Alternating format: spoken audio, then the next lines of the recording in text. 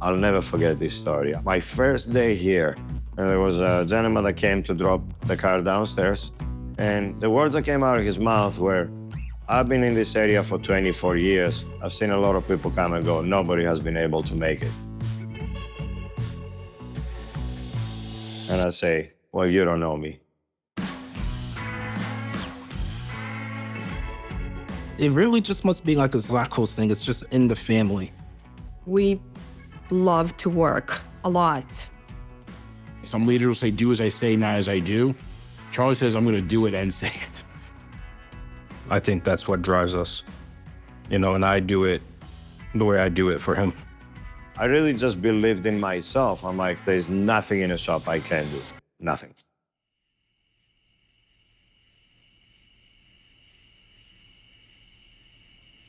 I love to learn. So I wake up every morning and I study, every single morning.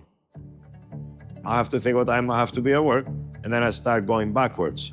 If I wanted to work out, I have to add time for that. If I wanted to study, I have to add time for that. So I started working from this time backwards, and that's how I came up with my time frame. Every morning, 3:30, choo, I hear Charlie. I'm like, dude, you wake me up still. It's fine, I'm used to it now. He wakes up, he makes my coffee. I take the dog out for a walk, going audible and just listen to a book. And then he showers, he gets ready, he kisses me and leaves. That's pretty much every day. Every single day eliminates the decision fatigue. I don't have to think. Share an actual story about when you faced this problem. So I'm Greek. My Greek name is Kyriakos.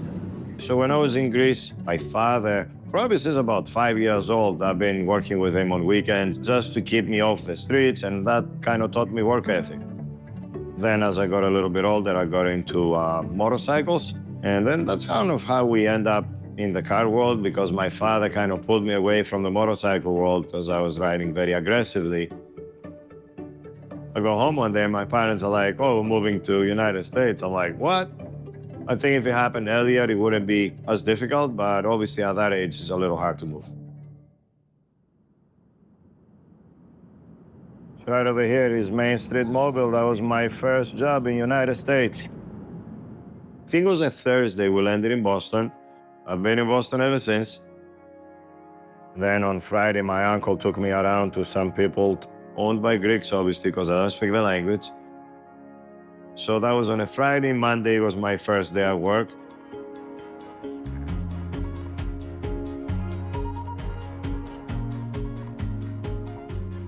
I was born here, but my parents decided to move when I turned 1 year old back home in Greece. And then I came back here when I was 16 years old. We just had a mutual friend. And the first day I met her, he brought her over as a customer, basically. But there was no attraction of any kind. It was like, he was fresh and obnoxious, and I don't take that. We didn't click. Then about a year later, I don't remember the details, but we ran into each other again. I'm like, wow, she looks cute. At this point, I have changed. No glasses, blonde hair, thinner. I looked at him, he looked at me, and from that day, he has not left me alone. Our backgrounds were the same. Missing our friends, missing our school, family that we left behind. So we clicked on that. I'm so excited about building your people is because I learned a long time ago that it doesn't matter what age you are probably capable of a lot more than you're giving yourself credit for.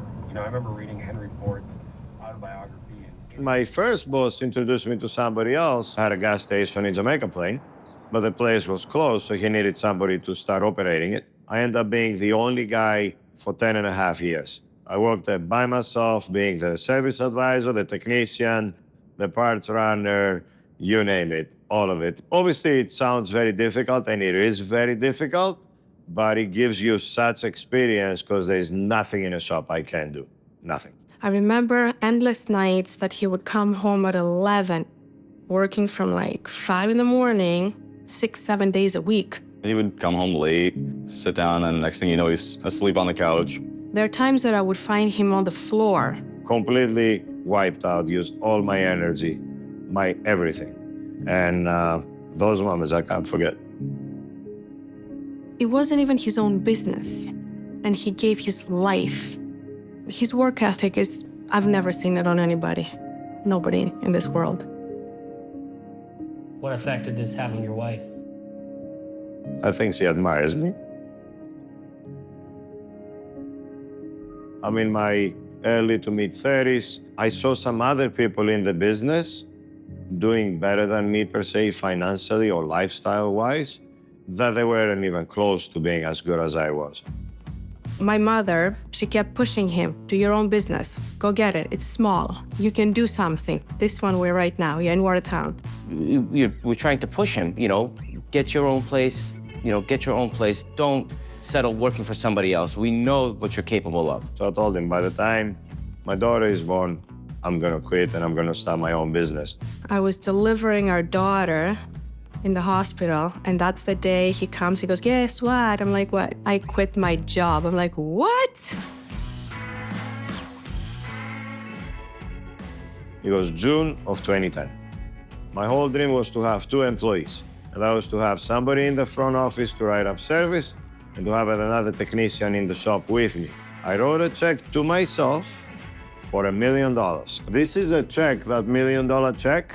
I put this in my medicine cabinet, and every morning before I left for work, I would look at the check. So I would come here with a mission to be the best I could be so I can cash the check.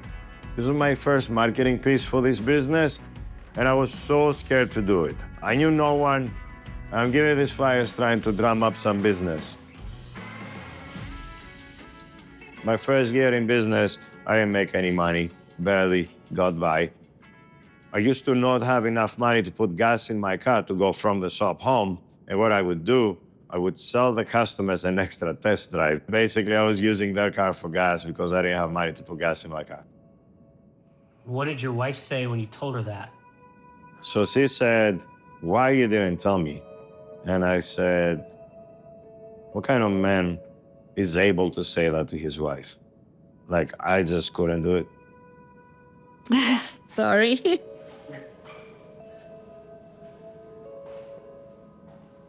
Charlie was very workaholic, as we all know.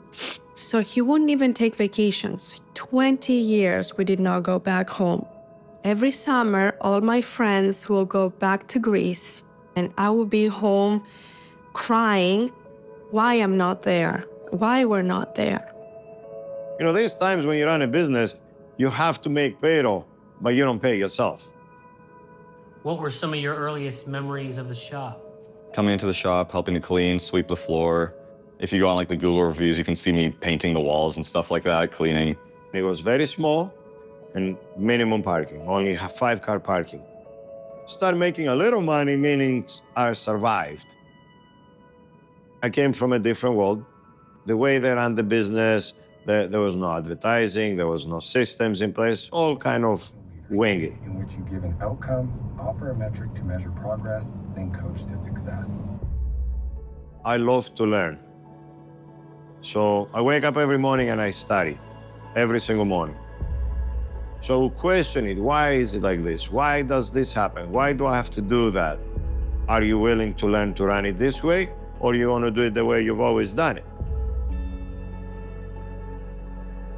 Charlie started here and didn't really know business all that well. And then he needed a mentor that kind of teach him the process. 7 years is when I really focused on business.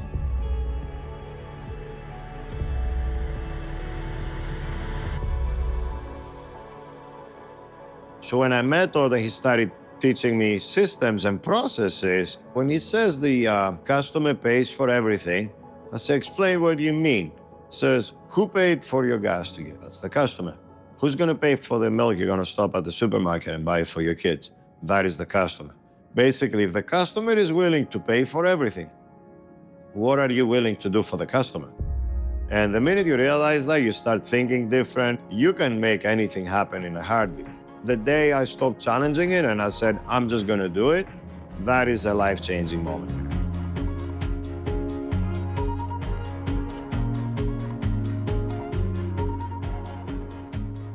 or other shops will tell customers, I don't have time for you, he makes time. What good customer service is somebody who can bring the anxiety down, because that helps anybody make a decision. If I need to take care of a customer, I need to take care of an employee, there's no questions asked. It's just do whatever is right. So that's really, really refreshing, especially in this industry. He's a leader by effort. I can't not work hard when he's around. I can't. It just doesn't work. It doesn't feel right. This, you could feel, was very family-oriented, but we worked together every single day, side by side. At this point, I would consider him like a brother. I know it took a while for my dad to embrace it, but once he started embracing it fully, he could just grow and keep growing. So in 2 bays and 4 lifts, this little shop was able to do the record so far. I have to say that because my guy said they can do more. Is $412,000 for the month. That is a $5 million shop with 2 bays and 4 lifts. It's really amazing. Love what you do. Take every opportunity to learn everything you can. If I came to this country and I could speak 4 words, and I am now what you call a success story, I have multiple businesses, make plenty of money is not a problem. I have a beautiful house, beautiful family. So most people that are gonna watch this already have a head start on me. So what's holding you back?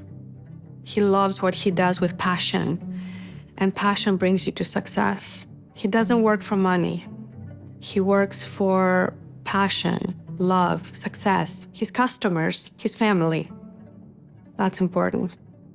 Thinking back to when you first bought this shop and that local guy said, you'll never make it here, nobody makes it here. Did he ever get a chance to see what you've built? Actually, he was here today. It's funny you say that. He was actually here right before you got here. And he's like, wow, this is amazing. He's now a customer. How was it? Amazing.